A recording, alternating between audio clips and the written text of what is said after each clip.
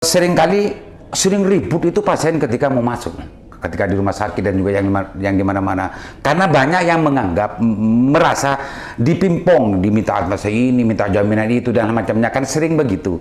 SOP yang dimaksud saya tanyakan itu karena Pak Bupati dulu mengkampanyekan sangat mudah sekali, hanya siapkan KTP, langsung pelayanan itu bisa diberikan oleh Vaskes yang disediakan oleh Vaskes yang ada, kan gitu.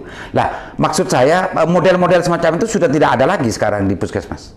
Saya kira pokoknya orang datang jangankan sampai membawa KTP ya, menunjukkan NIK saja sudah bisa cukup, terlayani dengan baik, sudah cukup.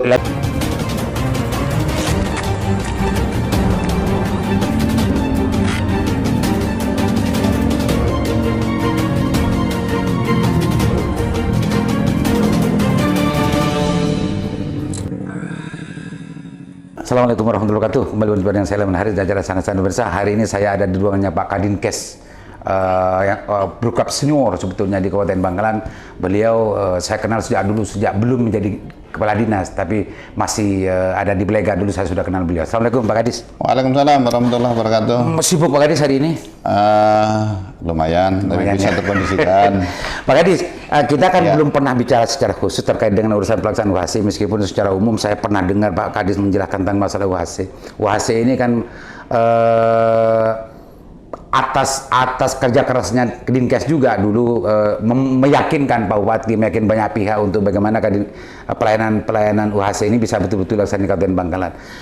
Selama 3 bulan 4 bulan ini apa sebetulnya yang menjadi kendala dan yang diapresiasi yang didapatkan oleh Dinkes terhadap pelaksanaan UHC, Pak Kadis?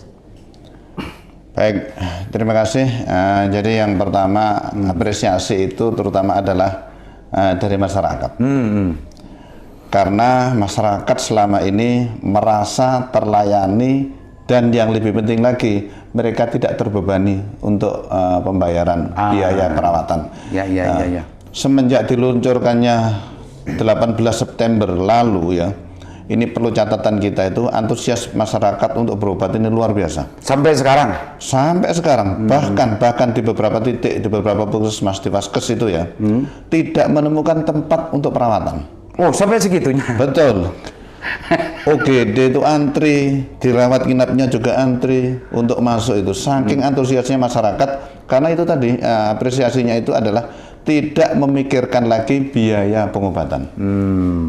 Itu ya untuk apresiasi yang dari masyarakat. Terus kendala-kendala ketika ada pola-pola yang berbeda dari sebelumnya, tidak semacam itu. Setelah UHC dilakukan justru membludak, bahkan menumpuk semacam itu. Apa anunya Pak Kadis? Ada kendalanya sih sebenarnya nggak terlalu prinsip ya, tapi yang dirasakan adalah internal terutama ya. Internal di Vaskes? Internal di Vaskes, ya ini kita tahu penambahan tenaga tidak ada, sedangkan jumlah kunjungan 2 kali lipat dari yang sebelumnya. Sehingga apa yang terjadi? Beban kerja dari teman-teman meningkat. Waktu istirahatnya juga minimalis, sehingga fokus pelayanan untuk memaksimalkan itu juga ada kendala di situ. Ya, bayangkan saja orang yang tempat tidur UGD yang isinya hanya 5, kemudian tiba-tiba ada 10, otomatis yang 5 itu kan nanti. Nah, komplain dari masyarakat, saya minta didulukan. Ini adalah kendala tersendiri. Jadi kemudian kendala teknis. Yang teknis. Masyarakat kita itu kan ngambil gampangnya gitu ya, kira-kira begitulah ya. Datang berobat minta dilayani. Minta nomor 1 kan lagi kurang 1, minta di nomor 1. Ya, udah dilayani, minta yang di nomor 1 kan. Dia lupa kalau itu warga negara. Karena syaratnya itu adalah hanya membawa KTP atau NIK saja. Lah ini NIK mereka tidak bawa. Oke lah kalau tidak bawa kita bisa ngecek. Tapi yang tidak punya, kakak. Yang tidak punya NIK, tidak punya kakak, tidak punya NIK, tidak terekam di dalam daftar kependudukan. Ini juga permasalahan tersendiri, karena kami beberapa kali sudah melakukan roadshow untuk meeting ya, memecahkan masalah ini.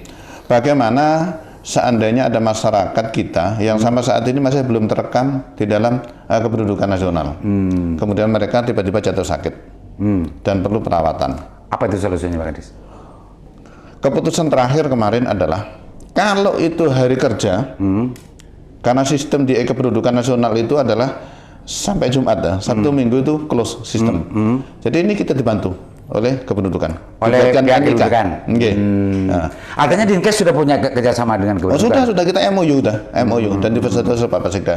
Nah, di saat mereka tidak punya kependudukan Sabtu Minggu, otomatis mereka juga berbayar. Ini salah satu kendala. Oh, itu ya. Artinya ada celah di situ. Itu berangkat dari bukan kesalahan. Sistem. Kekurangan dari pihak pasien sendiri karena tidak mempunyai identitas Betul, betul. Pak Kadis, selama ini kan yang saya tahu, yang saya dengar di Pak Bupati dulu, waktu mengkampanyekan UHC pertama kali itu, nggak usah ribut-ribut, nggak usah sibuk-sibuk, nggak usah repot-repot, cukup membawa KTP gitu kan, dan tidak perlu yang lain-lain, nggak ribet seperti sebelum-sebelumnya. Lah, pelayanan yang dilakukan oleh puskesmas yang di bawah naungannya Pak Kadis itu sekarang dalam SOP ya, SOP penerimaan pasien itu sudah menyesuaikan dengan itu atau bagaimana? Ya, jadi sebelum UHC pun ya, puskesmas itu sudah mempunyai SOP. Dan SOP itu sesuai dengan standar kaidah-kaidah akreditasi. Tidak mungkin akan dilanggar. Jadi walaupun pasien umum pada waktu itu, pasien BPJS pun dilayani dengan mekanisme dan sesuai dengan SOP yang ada. Jadi sudah berjalan sampai sekarang pun itu sistem itu berjalan kan, tetap dijalankan dengan baik. Kak, maksudnya gini Pak Kadis,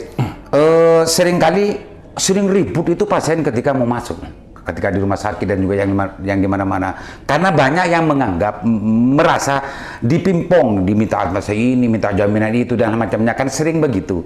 SOP yang dimaksud saya tanyakan itu karena Pak Bupati dulu mengkampanyekan sangat mudah sekali, hanya siapkan KTP, langsung pelayanan itu bisa diberikan oleh Vaskes yang disediakan oleh Vaskes yang ada, kan gitu. Lah, maksud saya model-model semacam itu sudah tidak ada lagi sekarang di puskesmas. Saya kira pokoknya orang datang jangankan sampai membawa KTP ya, menunjukkan NIK saja sudah bisa cukup, terlayani dengan baik, sudah cukup. Lalu ada putar-putar istilah perusahaan keterangan ini, tidak ada. Datang aja bawa KTP ke Vaskes lah ya, Vaskes yang ditunjuk pemerintah, bukan swasta loh ya. Insya Allah selesai masalah. Oke, dua putaran lagi Pak Kadis. Pak Kadis, dari sekian banyak kendala yang diceritakan Pak Kadis, salah satunya adalah fasilitas ya, dan juga para medis yang untuk sementara ini belum bisa memenuhi antusiasme dari masyarakat yang mungkin sakit dikit itu sudah entar ke puskesmas sekarang itu pasti sehingga membludak dan macamnya. Lah, hal-hal semacam ini yang dilakukan oleh Dinkes sendiri, apakah sekarang menambah para medis atau menambah fasilitas dalam memaksimalkan pelayanan UHC? Ya, jadi sebenarnya itu orang sampai datang ke Vaskes dalam jatuh kondisi sakit, itu ada suatu manajemen yang kurang pas di masyarakat. Gimana Pak? Nah, sebenarnya peran OKM ya, peran upaya-upaya promotif, preventif ini yang lebih dominan, lebih utamakan. Jadi bagaimana caranya orang yang sehat ya, jangan jatuh keadaan sakit. Nah, upaya-upaya UKM ini kegiatan-kegiatan masyarakat kita, upaya-upaya promotif ini yang kita genjot. Itu selalu upaya yang pertama ya.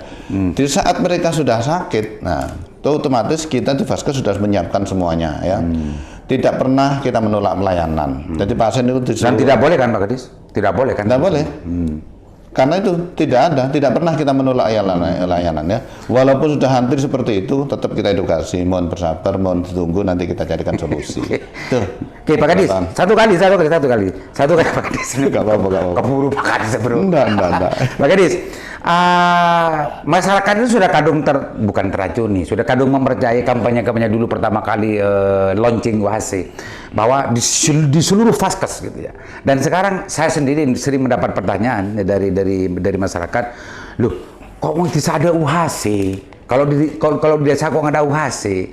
Ini apakah bentuk dari kebijakan dari Dinkes? Kalau bidan-bidan yang hari ini yang diperbantukan di desa-desa itu selama ini oleh masyarakat desa, fungsinya tidak hanya jadi dukun melahiran, Pak Kadis. Tidak hanya untuk melayani proses kelahiran dan orang mengandung, enggak. Tapi lebih daripada itu kalau di desa, bahkan lebih banyak beres bidan loh. Ya. Ketimbang sama dokter lah. Ini real, meskipun ini mungkin secara aturan mungkin gimana ya. Tapi ini real menjadi keresahan masyarakat dan dipertanyakan. Kenapa kok tidak sampai ke desa UHC itu? Itu pertanyaannya. Jawabannya Pak Kadis? Ya, jadi sederhananya saja ya. Polindes, Ponkesdas itu adalah disiapkan untuk ANC BNC ya. Apa itu makhluk apa itu? ANC BNC. Tadi untuk pemeriksaan kehamilan, persalinan sampai dengan kelahiran. Setelah kelahirannya bayinya. Apa ANC? ANC NC. ANC itu antenatalnya, terus pos ya, pos NC ya, terus persalinan. Pos lahir, NC itu lahir, neonatal. Jadi bisa penentu itu ya. ANC itu kelahiran. Oh iya, terus. Jadi kalau masyarakat perlu berobat, perlu mendapatkan pengobatan yang standar ya, datanglah ke Vaskes, yaitu ke Puskesmas. Puskesmas itu ya.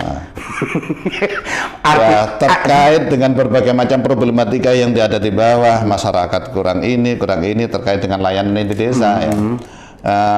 Kita masih menggodok atau mematahkan sebuah regulasi yang pas ya, sehingga masyarakat mulai dari tingkat bawah sampai desa pun itu bisa terlayani dengan baik dengan menggunakan fasilitas UHC. Oh, ini pemirsa, ini jawabannya Pak Kadis pemirsa. Mas. Tapi kalau untuk sementara karena memang untuk ANC PNC. Jadi ANC, persalinan, pos persalinan. Jadi tugas bidan itu untuk itu, pemirsa. Bukan untuk ngobati orang demam, bukan. gitu Pak Kadis ya. Begitu maksudnya kan. Dalam kondisi emergensi bisa. Untuk tertentu bisa ya. Enggak, artinya kenapa UNC? Tugas pokoknya itu. Pertanyaan yang saya, kenapa UHC itu kok tidak menjangkau desa? Ini sebetulnya yang menjadi jawabannya Pak Kadis. Dan Kadinkes Kabupaten Bangkalan akan berupaya bagaimana nanti menambah orang yang mempunyai kapasitas untuk menangani masalah seperti itu, dan bagaimana masih dalam penggodokan Pak Kadis agar menjangkau sampai ke desa Pak Kadis. Karena jujur aja ya, sulit membedakan ya. Karena teman-teman kita di bidan di desa itu masih banyak yang di rumah pribadi, di kos-kosan, di kontrakan dan lain sebagainya. Ya, betul. Masih belum memenuhi syarat, belum mendukung semuanya. Ya. Pertanyaan di belakang itu, di bawah itu sebetulnya, loh, kok UHC ada waktunya? Emangnya UHC ini dibatasi waktu? Jam 2 bayar, kalau sudah jam 2 bayar, begitu loh di bawah, beneran. Serius ini saya nggak ngada-ngada. Ternyata itu jawabannya pemirsa. Oke, Pak Kadis. Untuk bagaimana menindaklanjuti dan juga memastikan dan juga minimal berikhtiar ya semaksimal mungkin untuk bagaimana UHC ini betul-betul terjangkau dan bisa diberikan pelayanan kesehatan terhadap masyarakat secara maksimal. Kan tidak bisa dong ketika Kadinkes dengan SDM yang ada itu bisa memantau seluruh para medis yang ada di seluruh Bangkalan. Mungkin ada oknum yang sering melakukan sesuatu yang di luar SOP yang dibangun oleh itu pasti ada kan Pak Kadis. Penting nggak nanti Pak Kadis bersama-sama dengan LSM atau dengan stakeholder yang lain untuk melakukan pengawasan secara periodik terhadap vaskes-vaskes yang betul-betul yang ditugaskan untuk memberikan pelayanan sebagaimana UHC.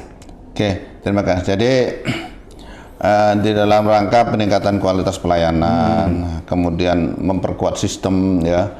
Di tahun ini kami sudah merencanakan kita akan turun bersama tim. Bukan hanya di Dinkes saja, ya, karena Dinkes itu kami saja ya bersama tim. Tapi ini bersama tim eksternal. Nanti kita gandeng mitra kerja kami yang ada di Komisi D, Pak Dewan ya, untuk bersama-sama turun ke lokus-lokus tertentu, ke puskesmas tertentu untuk memantau langsung bagaimana sih pelayanan UHC secara maksimal itu dirasakan betul oleh masyarakat. Apa sih kekurangan-kekurangan, kalaupun ada temuan-temuan yang kecil dalam rangkaian untuk perbaikan pelayanan itu nanti kita sentuh. Oke, Pak Kadis, terima kasih banyak Pak Kadis ya.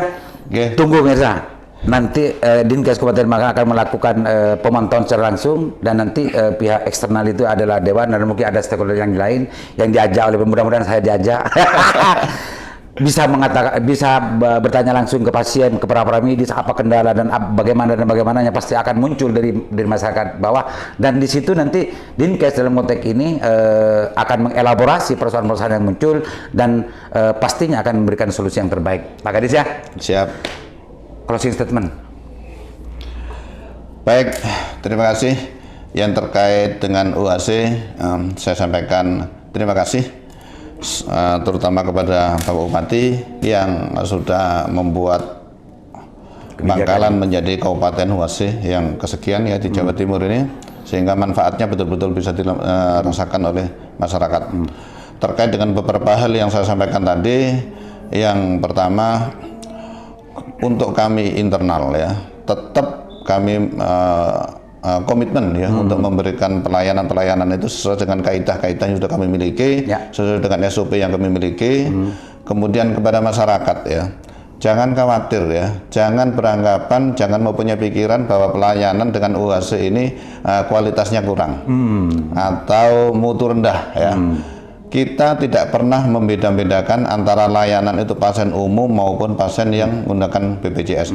Ada SOP-nya, semua itu terlayani dengan baik. Yang terpenting adalah kepada masyarakat, buatlah upaya-upaya yang sifatnya itu preventif. Jadi bagaimana masyarakat itu yang sehat tetap sehat, jangan sampai jatuh kepada sakit. Itu adalah harta yang paling tidak ternilai harganya. Saya kira terima kasih. Oke, makasih banyak Pak Kadis atas waktunya. Pak Kadis keburu dan masih ada tugas yang sangat yang menunggu di belakang beliau. Beda dengan saya, karena saya setelah ini akan keliling-keliling kota. Assalamualaikum warahmatullahi wabarakatuh. Assalamualaikum warahmatullahi wabarakatuh.